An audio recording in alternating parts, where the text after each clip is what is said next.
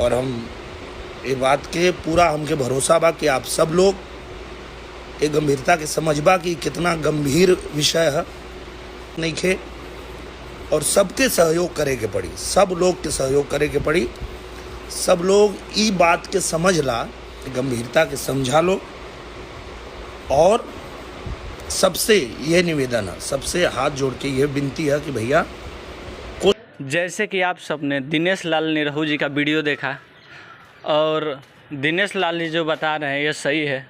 और Khesari Lal Yadav global music से तंग आ गए हैं और भोजपुरी इंडस्ट्री में एक बहुत ही अजीब सा खलबली मचा है। सारे सुपरस्टार हुए हैं परेशान खेसारी लाल को इस विवाद को लेकर कि इस विवाद को कैसे सुलझाया जाए। और खेसारी लाल यादव भी काफ़ी अपने पेज के माध्यम से दर्शकों को सुलझाने का कार्य कर रहे हैं कि हाँ ऐसा कुछ नहीं है, बहुत गीत आने वाला है। बट खेसारी लाल बहुत ही ज़्यादा परेशान हो गए हैं। इनको परेशानियों को देखते हुए सारे सिंगर लाइव आकर और खेसारी लाल भैया को समर्थन दे रहे हैं।